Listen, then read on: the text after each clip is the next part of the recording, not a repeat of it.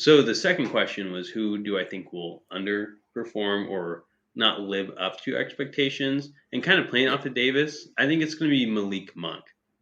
And I hate to say that, and I don't think Malik Monk's going to be bad or anything because he was, our big free agent signing this offseason.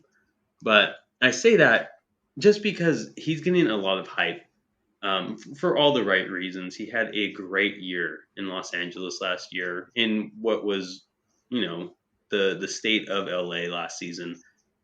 He's teaming up with his college teammate in De'Aaron Fox. People are excited to see that. I'm not saying he's going to have a bad year. I think he's still going to be a really important piece, especially off the bench for this team. I just don't see him. I don't see him having as good of a year as he did last year in LA. Points wise, percentage wise, efficiency wise. I'm not, I think he will drop a little, not like drastic. I'm not saying like, yeah, Malik Monk, he's going to play himself out of the rotation. Like, no, he's still going to be important. But yeah, I just don't think he's going to have as good of a season next year. He's going to a lot of, or he's not going to have as good as the season this year as he did last season, and just that added hype teaming up with Fox again, I think it's just like kind of inflating what he is.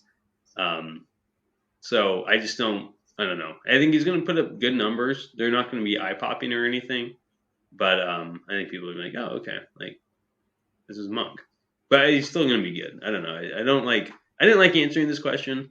Um, No, no, no. I know it's tough, it's a but you want to hear something funny? yeah.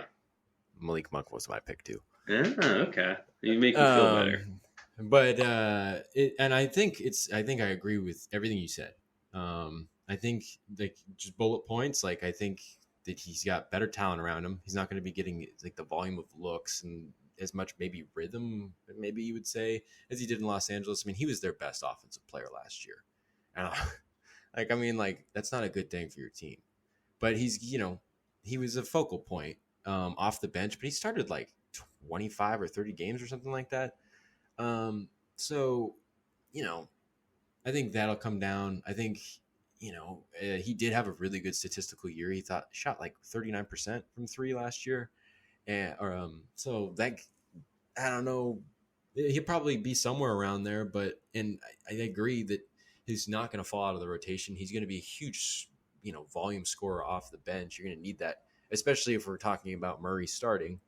And he has good chemistry with the second unit. Like I said, like him and Holmes, even in a couple of games, looks pretty good. But him and Mitchell, and usually whoever else is out there, he seems to kind of have a good flow and have a good chemistry off the floor as well with everybody. But I point to the defense. He's been one of the worst defenders on this team already, and that's no surprise to anybody because when we got him, essentially when we got rid of DiVincenzo and got Malik Monk, it was like, okay, we got a much more efficient and killer sharpshooter, but we got a way worse defender. Like, man, he's not so bad when he's engaged with the guy. It's actually kind of interesting when he's on ball on a guy. It's not like he's like getting beat. He's just not the biggest guy. He's 6'1". But he's just like one of the things that I was talking about with Terrence Davis is like, oh, he kind of got a little lost out there and let guys, come around on a backside cut or get an easy cut in the middle of the floor. And, he didn't let that stand because he wasn't allowed to let that stand. And Malik Monk, really, I haven't seen much defensive improvement from him. I think, again, like in a team sense, like on rotations, he's pretty decent when everything's in flow. But it's like just some guys get past him. And it's just like there are things that are not getting mended. And I get it. It's early. We'll see. This defense is going to be a work in progress. They're not going to be playing their best defense in October, I don't think. Maybe they are. I don't know. But, I think at the end of the day, Malik Monk's going to be playing himself out of a lot of opportunities.